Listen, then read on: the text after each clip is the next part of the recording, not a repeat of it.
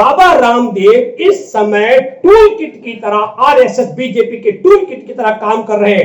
हे भारत के लोगों, दवाई से नहीं बचता इंसान। हे भारत के लोगों, ये डॉक्टरों से नहीं बचता इंसान। हे भारत के लोगों, इन हॉस्पिटलों में नहीं बचता इंसान। हे भारत के लोगों, मत मांगो कोरोना वैक्सीन, इससे नहीं बचता इंसान। हमारे देश के अंदर गाय का गोबर और गाय के मूत्र से कोरोना ठीक नहीं हो सकता। ऐसे बोलने पर हमारे देश के अंदर राष्ट्रीय सुरक्षा कानून के तहत पत्रकार और सामाजिक कार्यकर्ता को जेल में डाला जाता है कि गाय के गोबर खाने से, गाय के गोबर में लेप से क्या सच में कोरोना ठीक हो सकता है क्या?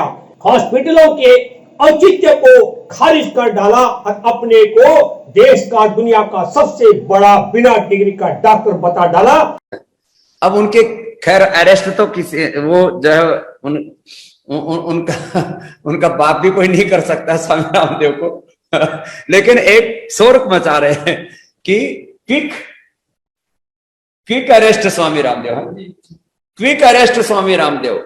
कभी कुछ चलाते हैं, कभी कुछ चलाते हैं, कभी ठग रामदेव, कभी महाठग रामदेव, कभी जो है कभी गिरफ्तार रामदेव। अब चलाते रहते, चलाने दो, तुम अपने लोगों को भी।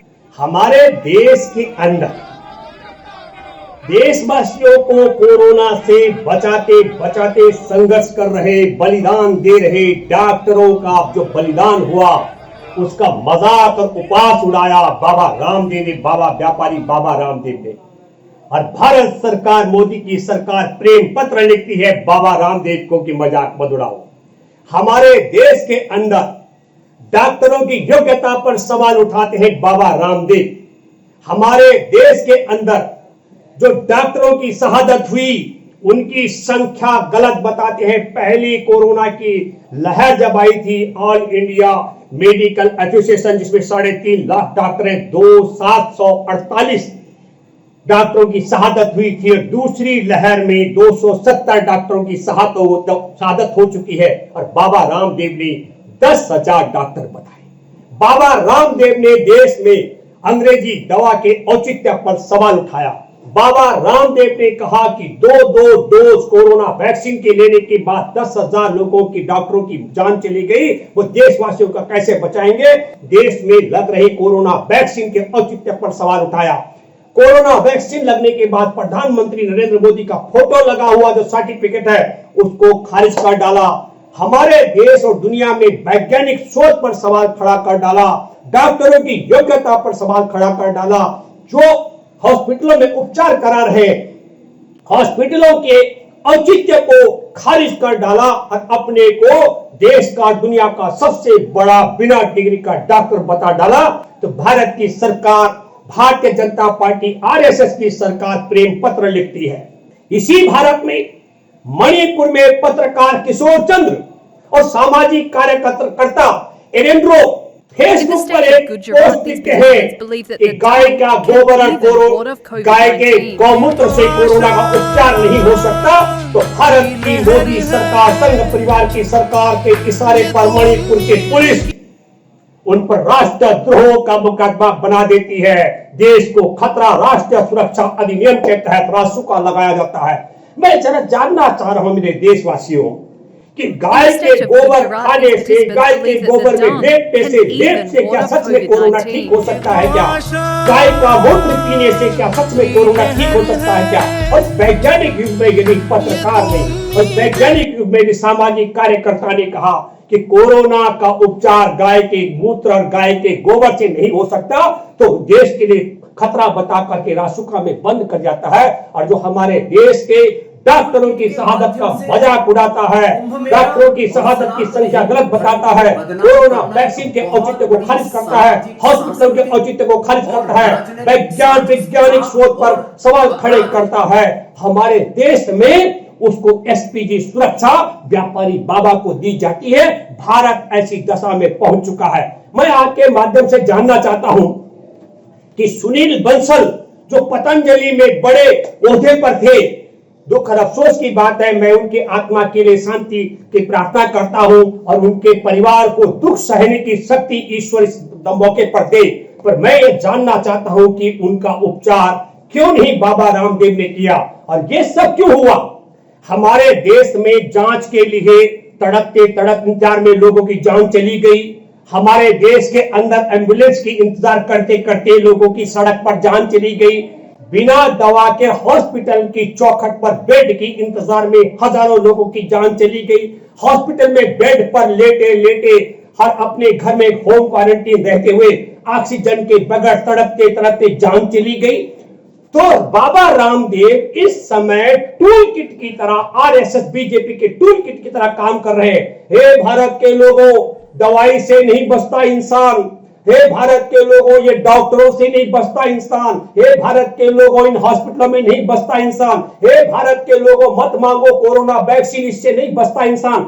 ऐसा ये जो है टूल किट है आरएसएस मोहन भागवत का और नरेंद्र मोदी का, और टूल किट के कारण योजनाबद्ध तरीके से हमारे देश के डॉक्टरों के खिलाफ, हमारे देश के नागरिकों को खड़ा कर रहा है। अंग्रेजी दवा के खिलाफ देश के लोगों में नफरत फैला रहा है।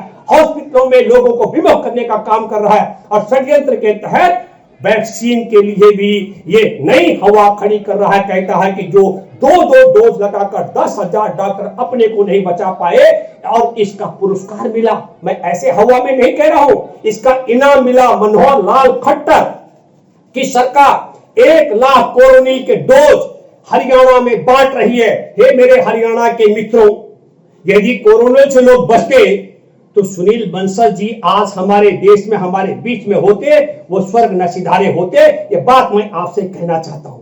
आपको मैं बताता हूं कि खेल देश के साथ क्या हो रहा है।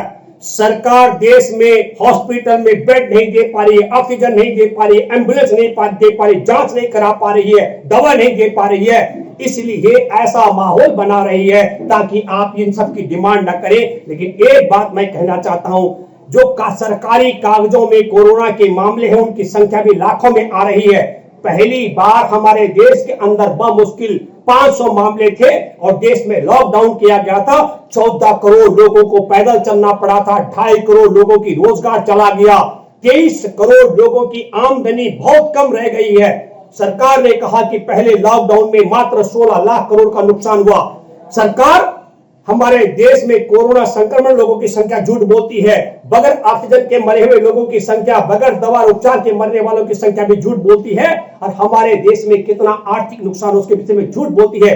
जवाहरलाल नेहरू विश्वविद्यालय के पूर्व प्रोफेसर अर्थशास्त्री प्रोफेसर अरुण कुमार जी की रिपोर्ट है कि 60 लाख करोड़ का नुकसान पहले लॉकडाउन में हुआ, पहली लहर के बीच में हुआ। पहली लहर जब आई और दूसरी लहर के बीच में अप्रैल, मई और जून में भारत की सरकार कह रही कि 20 से 22% हमारी आर्थिक वृद्धि दर बढ़ जाएगी, लेकिन प्रोफेसर अरुण कुमार जी का आंकड़ा है, वो कहते हैं कि 5% से ज्यादा नहीं बढ़ सकती है।